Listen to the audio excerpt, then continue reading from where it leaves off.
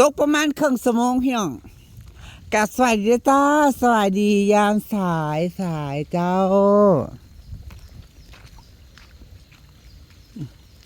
นางวันลงYouTubeตกลงมาครึ่งชั่วโมงแต่บ่ค่อยแห้งปานใดดอกเอิดมันทำแห้งมันต้องบลึมอังพี่น้องอังพอมันตก2 มือสอนไงมันก็เลยอังไว้นำอังไว้เละตุ้มเปะแล้วบัดนี้ทางเขาบ้านแก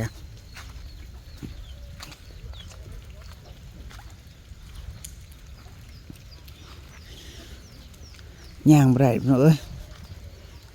ขี้ดินที่เกิบ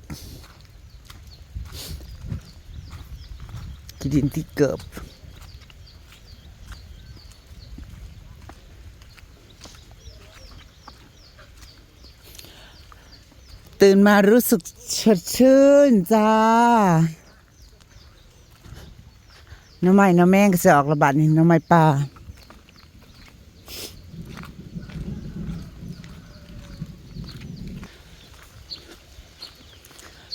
มะม่วงแอปเปิล มะม่วงแอปเปิลปลูก2 ต้นนี่พี่น้องต้นหนึ่งนางปลูกตรงตัวพุ่นมันตายแต่มันตายเมื่อก่อนนางปลูกต้นจำปาหลายคนถ้าเคยติดตามนางเนาะแต่พุ่นล่ะแต่ต้องบ่มีพุ่นล่ะนางขุดคุมแล้วเอาพุ่นลงเอาอย่างลงปลูกต้นตุบกาดอกจำปาทั้งต้นแล้วมันบ่ติดแล้วก็เลยมันตายแล้วก็เลยเอามะม่วงแอปเปิลมาใส่มาลงพี่น้องมะม่วงแอปเปิลมาลงเห็นไหมได้กินหมากแล้ววอยของบ่มีคนปลูกเองเพิ่นอยู่พูดอยู่คันนองดกเพิ่นห่อไว้ดกก้นโพนอยู่อันนี้นั่งก็ปลูก2 ต้นนะพี่น้องต้น1ต้น2นั่น เบิ่งในพี่น้องสมพี่นนท์แล้วเว้าแหละพี่นนท์จ้างคุณแม่เศร้าจูดยังจูดใบไม้ใบตอกเพิ่นมาจูดนี่เกี่ยมเบิดต้นไม้นางตายไปข้างหนึ่งเอ้ย อันนี้ม่วงหนาวมะนาวโหหมากดกมันดกบางช่วงเนาะมันเป็นหมากตลอดเนาะพี่น้องเนาะเมื่อก่อนนางซื้อเบี้ยมาเบี้ยละ50 บาทพี่น้องเบี้ยน้อยๆซ้ำนี่แหละใหญ่เลยได้กินหมากกันเด้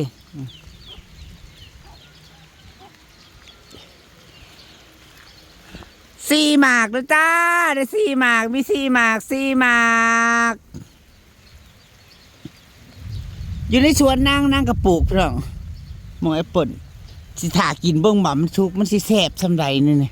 ยังบ่เคยกินจักเทื่อ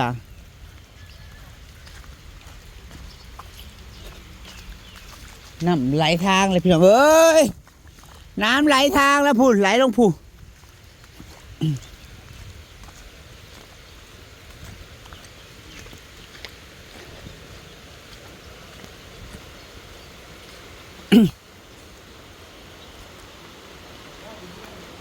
มาอัปเดตอันบ้านพี่ให้สร้างกันเปิดสิเทหน้าบ้านแล้วจ้าสิเทหน้าบ้านแล้ว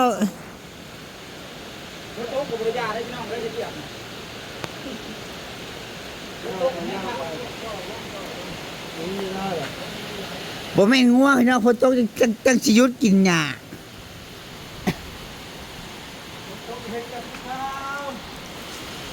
ข้างในเทแล้วเลยเป็นบ่เรียบร้อยไปแล้วสิได้ขึ้นแล้วพยังสร้างสิได้ขึ้นก้อนข่อยโอ้ยของเจ้าก็สามตีเลยอะไรเทแล้วไฟลงพื้นอะไรเฮ็ดวะก็ราคากันก่อนเนี่ยบ่เขาบอกให้บ่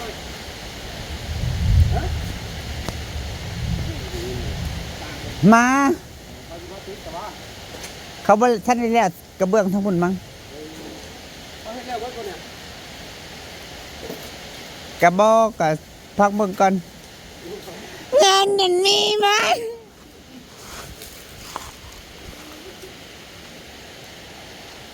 ที่จริงนะเฮาก็มาถึงจุดนี้กันถือว่าโอเคอยู่บ่ได้ปีนี้ได้ยกโครงมุงหลังคาปีหน้าก็สิบ่ได้แอบบ่เนาะ โอ้ยได้นี่ว่าซั่นน่ะไม่ได้แต่มันโอเคแล้วมาคุมราคาไว้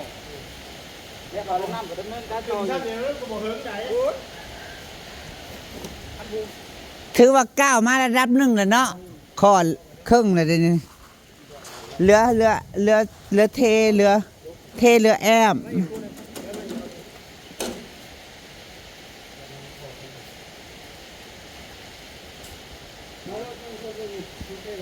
คือสิเป็นเงินพี่น้องเอ้ยเงินของนาย ก่อนสิเป็นเฮือนมาเพื่อนสร้างก็ต้องเป็นไข่ก่อนนะคะ ใส่ชะโลมเหรอเต่าหัวงอกเหรอเท่ามายังได้เฮ็ดเฮือนอีกอยู่บ่จบบ่สิ้นกับเฮือนกับทานนี่เฮือนอยู่บ้านก็มีพี่น้องลำบักใหญ่หนึ่งขายบ่มีคนซื้อบ่อยู่เฮ็ดไว้ให้ปวกให้มดให้แมงอยู่แค่นั้นจ้า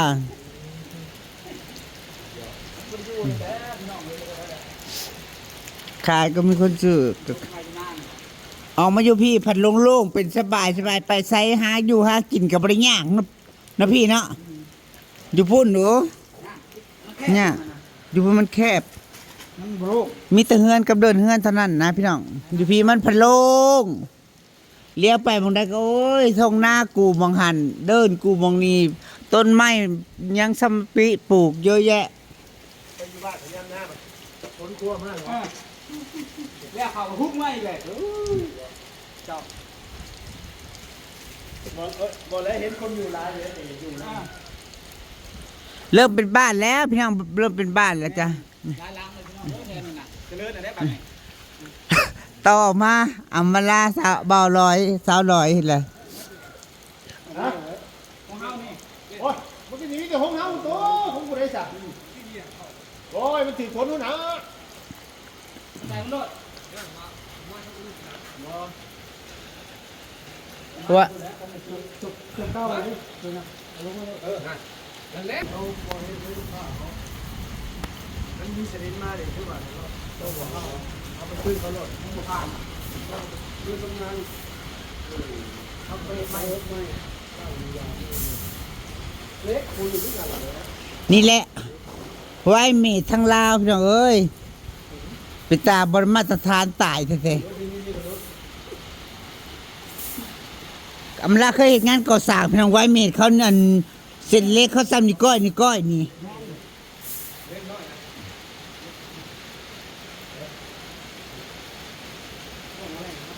อันนี้ที่ว่าเราก็ใส่ยึดแต่มันพอมันบ่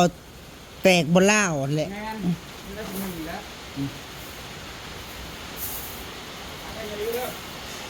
แน่เรียบร้อยแล้วจ้ะเทเรียบร้อยแล้วพี่น้อง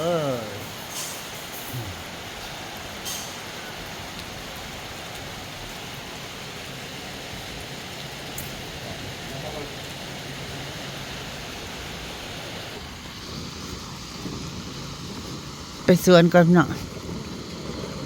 ไปเกลือปลาก่อนเจ้าในบ้านตรงข้ามเขาก็จะประมาณนี้แล้ว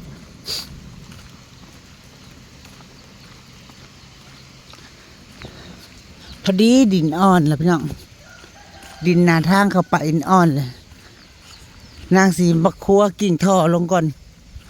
ตอนน่ะเฮ็ดบ่เฮ็ดประดินมันแข็งขุดบ่ได้บาดที่นี่ฝนตกมาน้ำอ่างลงมาน้ำไหลลงมาเลยพี่น้อง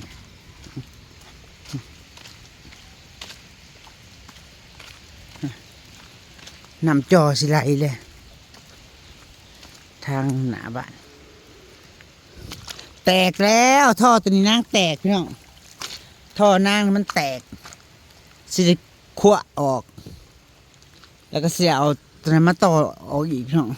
เสียเอานั้นมาต่อข้างละส่วนต่อส่วนละท่อเสียลงมาท่อนี่สิขุดเข้าไปให้มันเป็นคลองออกมาหน่อยหนึ่งพอคลองมันได้แล้ว แล้วก็ทั้งนั้นสิใส่สองทั้งนี้ใส่หนึ่งทั้งนั้นใส่สองสองพอแทนโตที่มันแตก อันหนึ่งดิก็สิมาหัดกุดออกมาหัดน้ำมันไหลเลยซึมลงมามันอั้นที่อั้นแล้วน้ำก็ไหลลงปุ๊น้ำมันสิไหลลงเฮือนเขาด้วยน้องอันเฮือนเขาเจ้าก็อยู่น้องเขาเจ้าก็ขึ้นมานอนชั่วโมงละเฮือนเขาอยู่นาพูน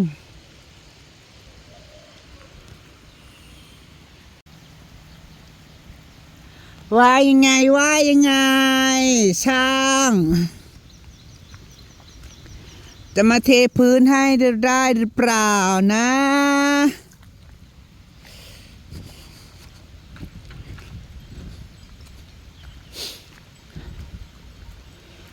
ฝนตกเด้ฝนตกห้ำมันนี่ก็ได้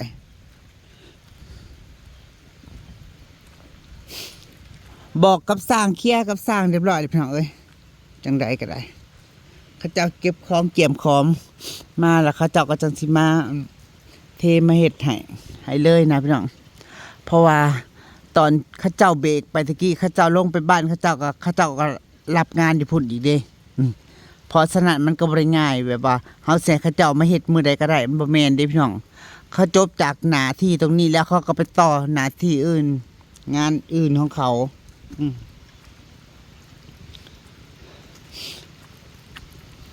แล้ว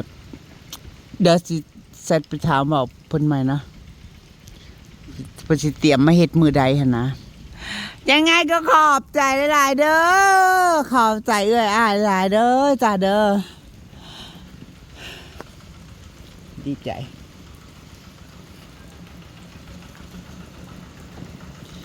บ่ฮู้อ่ะพี่น้องมันชินโตแล้วเนาะมันชินโตแล้ว ตื่นมาแต่ละมื้อต้องได้ย่างเข้ามานี่ตื่นมาแต่ละมื้อต้องได้ย่างเข้ามานี่แล้วมันกลายเป็นเรื่องที่ชินโตและมื้อใดที่บ่ได้เข้ามาแล้วก็กลายเป็นความคิดฮอดความคิดถึงต้นบ่าวที่บ่าวแก้วให้แตกกิ่งเลยติดแล้วงัวมากัดยอดมันขวงมันก็เลยบ่เป็นขึ้นติดแล้วจ้ะซื้อมาแต่ประเทศไทยพุ่นนะจ๊ะ ซื้อมาแต่ไทยพุ่นเด้อนี่นะเอากระซุ่มออกโบออกไหนกระซุ่มเละมันโดนผมแล้วมันกรอบมันเละลงไปอย่าตายนะลูกนะเผาใหญ่เผางามลูกเป็นภูมิใหญ่ๆงามๆเด้อ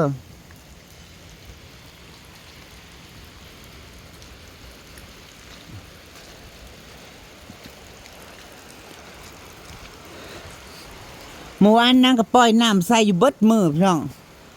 จนว่าน้ำซึมออก จนว่าน้ำซึมออกพูออกนอกมองนางเปิดน้ำใส่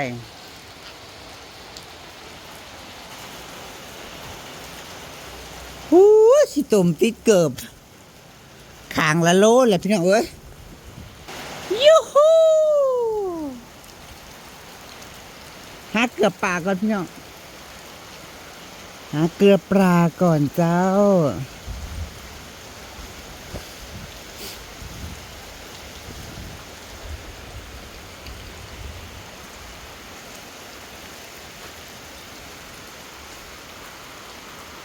นี่น้ำใสเลยพี่น้องเอ้ยน้ำใสแล้ว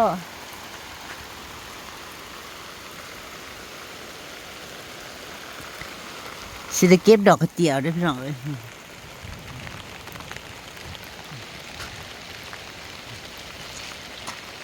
แตกหมดเลยแตกหมดแล้วทั้งหมักฮงทั้งหมักเขือจะมาแซมไปข้างๆมัน อันใดก็จะปลูกกันเด้ไอ้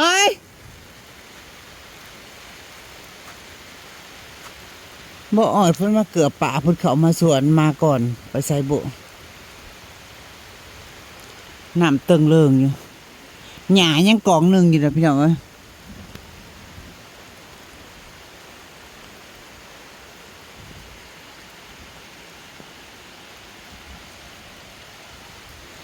เป็นจังไดเป็นจังไดน้ำใหม่ป่านางสิบ่นอกน้ำใหม่บ่เด้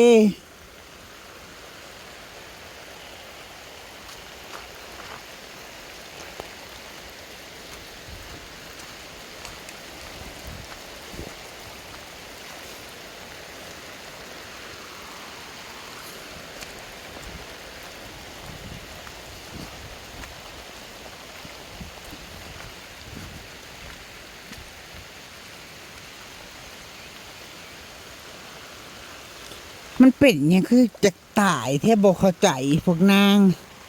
บ่อยากอยู่กับนางบ่ลูกตายไปช่องต้นแล้ว1ต้น2ต้นนี่ต้นที่3นี่พุ่นกับพุ้ยก็บ่ได้ใส่นะก็ใส่แต่พุ่นแล้วก็แล้วเลยพุ่นนางเลยเด็บเอาเบี้ยหวานชื่นใส่แทนพวกนางขอบนี่บริมีแต่มะเขือกับอันดอกกระเจียวได้อพี่น้องนางสิหวานผักบุ้ง นางคุดเมื่อคืนจนเมื่อยหนึ่งนี่นางคุดแล้วพุ่นมาโรยแล้วก็สังสิหวานผักบุ้งว่านะขอบสุดผู้นางสิหวานผักบุ้งเลยผักบุ้งจีนแหละพี่น้องเอ้ยนางสิหวานผักบุ้งโอ้ย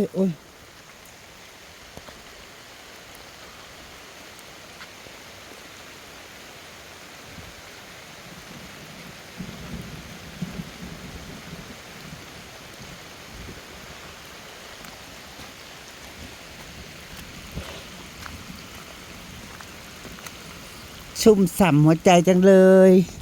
ดีใจ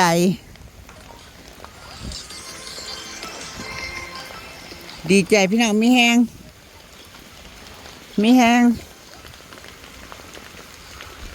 แทนต้นไม้นะที่ว่าเราก็ได้โหระพานางเริ่มใหญ่แล้วพี่น้องเอ้ยเริ่มสิกินแล้วนะจ๊ะโหระพาน้ำตัวนี้มันสีอ่างนะมันบกตรงนี้มันเป็นลุมๆมันสิก้นเปล่งไปทางใดเนาะก้นเปล่งไปทางใดดีล่ะก้นเปล่งออกไปนี่เนาะออกไปนอกออกไปทางไหนอ่างเลยเด้นี่นางอ่างล่ะ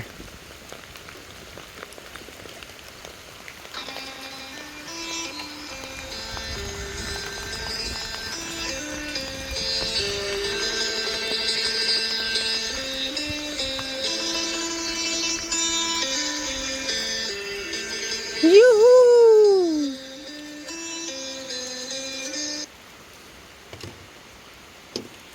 หัวอาหารนางพี่น้องเอ้ยแห้งแล้วบุนางใส่กระสอบนะมันตั้งไว้นี่นางตั้งไว้นี่แล้วน้ำมันหยดลงที่บาทที่เนี่ยแห้งบ่ละลูกเด้มันกำมังอยู่ได้ล่ะโอ้ยมันเกิดเฮ็ดพี่น้องเอ้ยมันเกิดเฮ็ดแล้วมันบูดบอกมันชุ่มแล้วมันอันนี้โอ้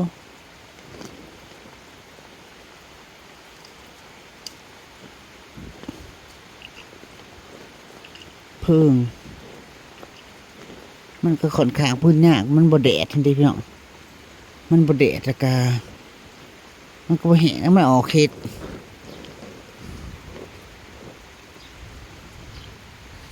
แต่ละเที่ยก็จะประมาณนี้พี่น้อง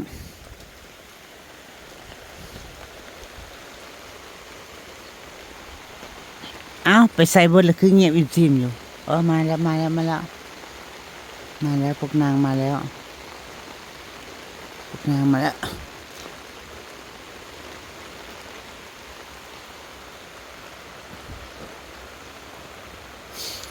มมะเขือนางเดี๋ยวพี่น้องเอ้ยปลูกเองงามเอง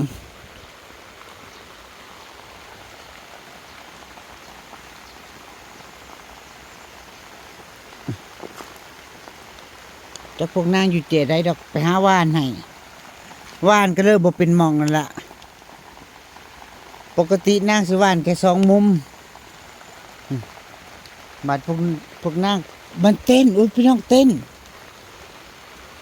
เห็นพอตกแล้วพวกนางเต้นขึ้น เต้นดองๆแดงๆ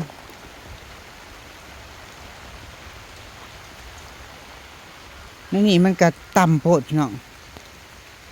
น้ำเลยอ่าง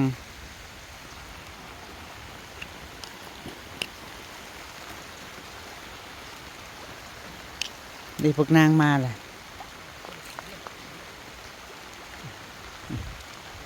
พวกนางมาอยู่ทางนี้หลาย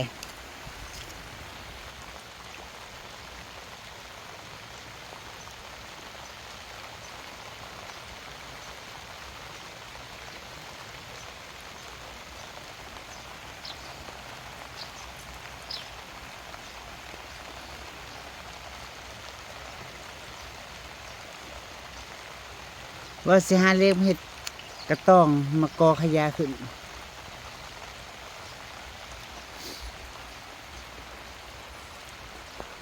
จ้าสารสัมนี่แหละจ้า สวัสดีค่ะสบายดี